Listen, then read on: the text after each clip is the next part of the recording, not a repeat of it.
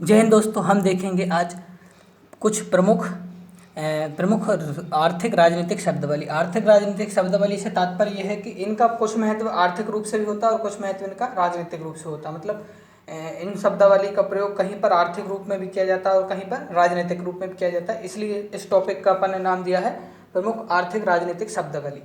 मुख्य रूप से आर्थिक राजनीतिक शब्दावली 16वीं शताब्दी के बाद जैसे ही ब्रिटेन का उत्थान होता है और यूरोप का पुनर्जागरण और यूरोप एक संपन्न अवस्था में होता है, उसके बाद से वैश्विक राजनीति में आर्थिक राजनीतिक विभिन्न प्रकार की शब्दावली गढ़ी जाती है। उनमें से एक शब्दावली अर्थशास्त्र। चूंकि अर्थशास्त्र प्राचीन काल से विद्यमान है, लेकिन आधुनिक रूप में अर्थशास्त्र को कमी का विज्ञान कहा जाता है। अर्थात किस प्रकार व्यक्ति अपनी अधिकतम आवश्यकताओं को न्यूनतम संसाधनों के माध्यम से पूरा कर सकता है। जैसे प्रकार से 100 रुपये का उपयोग करके किस प्रकार से वो अपनी पूरी उपयोगिता को पूरा कर सकता है।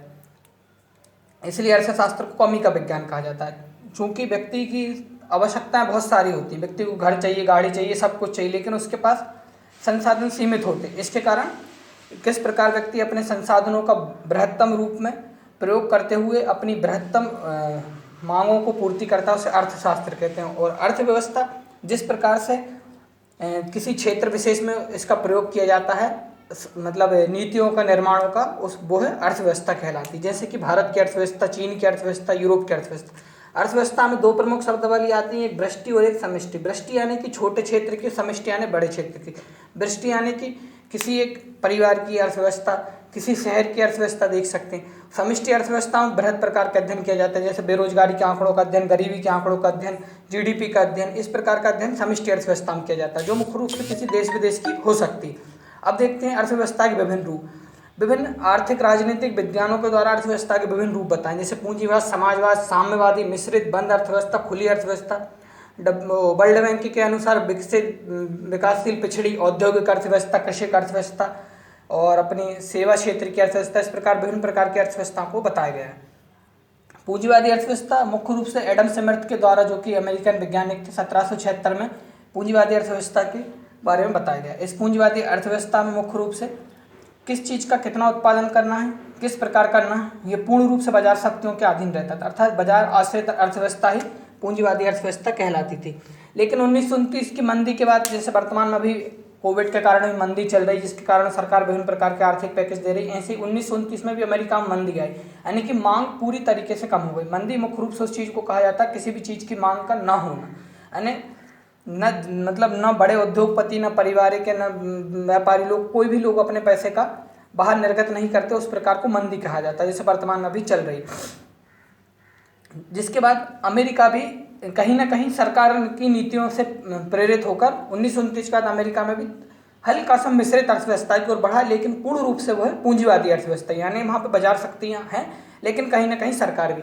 इसके बाद आती है समाजवादी अर्थव्यवस्था। समाजवादी अर्थव्यवस्था की मुख्य रूप से 1917 की रूसी क्रांति के बाद, जिसमें लेनिन वगैरह ने जो क्रांति करी थी, उसका समाजवादी अर्थव्यवस्था होती, जिसमें संसाधनों का सभी लोगों को समान रूप से वितरित किया जाता है। और समाजवादी अर्थव्यवस्था का भी और उच्च रूप, मतलब और हाई रूप अपन चीन में देखते हैं, जहाँ पर साम्यवादी अर्थव्यवस्था को अपनाया जाता है। साम्यवादी अर्थव्यवस्था में मुख्य रूप से क्या रहता है, इसमें व्यक्ति की जरूरत और योग्यता के अनुसार रहता है। जैसे यदि कोई व्यक्ति 100 रुपये कमा रहा है, लेकिन उसकी ज़रूरत 50 रुपये है, तो उससे 50 रुपये ले लिए जाते हैं। और कोई व्यक्ति 20 रुपये कमा रहा है, लेकिन उसकी ज़रूरत 50 रुपये है, तो उसको वो 50 रुपये में से वो दे दिए जाते हैं। इस प्रकार की अर्थव्यवस्था समाजवादी अर्थव्यवस्था कहलाती है। लेकिन इन दोनों अर्थव्यवस्था के साथ समस्या क्या हुई, क्योंकि जब व्यक्ति को पता चल गया कि काम करना नहीं करना, समाजवादी अर्थव्यवस्था है, साम्यवादी अर्थव्यवस्था में उसको समान रूप से अधिकार सब कुछ मिलेंगे, इसके कारण इस अर्थव्यवस्था का पतन होने लगा। रूस में देखा गया कि जिस प्रकार आम की पेटी में सड़े और अच्छे आम, सब प्रकार के आम रख दिए गए, जिसके कारण इस अर्थव्यवस्था का पूरी तरीके से पतन हो गया।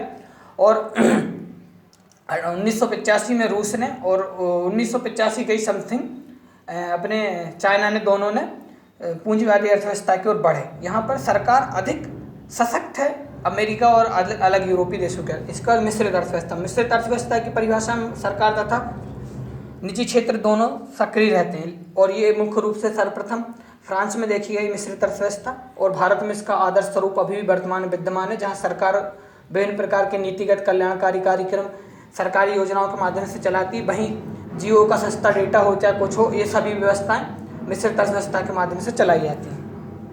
कि इन सभी व्यवस्थाओं से के उभरने के बाद विश्व में विभिन्न रूप से पूंजीवादी अर्थव्यवस्था के बाद औद्योगिक क्रांति हुई और विभिन्न देशों को वो आर्थिक रूप से गुलाम बनाया गया, जिसके कारण जो देश 1947 या यूएनओ की स्थापना के बाद 1945, 48, 46 इस प्रकार सब देश स्वतंत्र हुए, मुख्य रूप से बंद अर्थव्यवस्था की को अपनाया, जहाँ आयात निर्यात पूरी तरह बंद था, और खुली अर्थव्यवस्था जिसमें आयात निर्यात पूरी तरह का रहता है। लेकिन वर्तमान में विश्व में कोई भी ऐसी अर्थव्यवस्था नहीं है जो बंद अर्थव्यवस्था।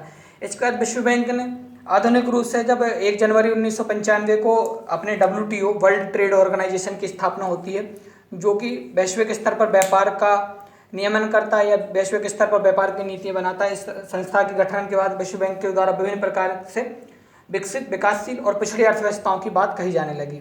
चूँकि WTO के बाद विभिन्न देश जैसे भारत कृषि के क्षेत्र में जैसे किसानों को विभिन्न प्रकार की आर्थिक सहायता देता है, और अपने जो चीनी मिल है उनको आर्थिक सहायता देता है। इस प्रकार की आर्थिक सहायता सिर्फ पिछड़े देश ही दे सकते हैं, विकासशील देश दे सकते हैं। इसके कारण विश्व बैंक के द्वारा इस प्रकार की विकासशील देश, विकसित देशों को कुछ सहूलियत देंगे, इसके कारण ये अर्थव्यवस्था बनाई गई, जिसकी प्रति व्यक्ति आय $12,375 से कम है, जो 2018 के लिए 18 के में घोषित किया गया था। 2018-19 में 12,375 से अधिक है वो विकसित है, उससे कम है वो विकासशील है। इसमें भी 2 प्रकार से बनाए गए, जिनकी $3,996 से अधिक है, और 12,375 से कम है वो मध्यम मतलब उच्च विकसित है, उच्च विकासशील है, और जिसकी $10,126 से अधिक है वो मध्यम निम्न विकासशील है। भारत निम्न विकासशील की श्रेणी में आता है, और चाइना उच्च विकास, चाइना, ब्राज़ील वगैरह, दक्षिण अफ्रीका वगैरह ये उच्च विकासशील की श्रेणी में आते हैं। इसके बाद पिछड़ी अर्थव्यवस्था ऐसे देश होते हैं जो कि $10,025 से जिनकी अर्थव्यवस्था प्रति व्यक्ति है कम होती है। इसके अंतर्गत युगांडा, तंजानिया, केन्या वगैरह जो राज्य हैं अपने अफ्रीका राज्य वो आते हैं। अब अर्थव्यवस्था में मुख्य रूप से 3 क्षेत्र होते हैं, एक होता है प्राथमिक क्षेत्र, एक द्वितीयक क्षेत्र और तृतीयक क्षेत्र होता है। वर्तमान में विभिन्न अर्थशास्त्री, नवीन अर्थशास्त्री और नवीन परिभाषाओं के अनुसार 5 क्षेत्र बताए जाते हैं, जिसमें प्राथमिक, द्वितीयक, तृतीयक, पंचम क्षेत्र होता है। प्राथमिक क्षेत्र के अंतर्गत नैसर्गिक संसाधनों का प्रत्यक्ष दोहन द्वारा जिस प्रकार की अर्थव्यवस्था का सृजन किया जाता है प्राथमिक अर्थव्यवस्था कहलाती है। इसमें मुख्य रूप से कृषि, मत्स्य, खनिज इस प्रकार के क्षेत्र आते हैं, और भारत मुख्य रूप से प्राथमिक क्षेत्र की अर्थव्यवस्था कहा जा सकता है, क्योंकि इसकी जो श्रम शक्ति है वो 50% से अधिक प्राथमिक क्षेत्र में। लेकिन भारत को प्राथमिक अर्थव्यवस्था नहीं कहा जा सकता, क्योंकि इसका जो उत्पादन है GDP में मतलब लगभग 60 से 70% सेवा क्षेत्र का योगदान। द्वितीय क्षेत्र में विनिर्माण क्षेत्र आता है, जिसमें प्राथमिक वस्तुओं का मूल्यवर्धन कर दिया जाता है, उनमें प्रसंस्करण कर दिया जाता है, जैसे कि आटे से ब्रेड बनाई दी जाती है, गेहूँ से सूजी बना दी जाती है, और अपना लोहे खनन से स्टील बना दिया जाता है। ये द्वितीय क्षेत्र के अंदर। सेवा क्षेत्र के अंतर्गत वो आते हैं जैसे शिक्षा, राजनीतिक, वकीली, डॉक्टर, ये सब सेवा क्षेत्र के अंतर्गत आते हैं। और चतुर्थ क्षेत्र के अंतर्गत शोध, जैसे अनुसंधान, इसरो वगैरह के वैज्ञानिक और विभिन्न प्रकार के शोध, नवीन जैसे वैक्सीन वगैरह जो आई हैं, ये सब शोध वाले इस क्षेत्र के अंतर्गत जो लोग आते हैं वो सिल्वर कॉलर जॉब कहलाते हैं।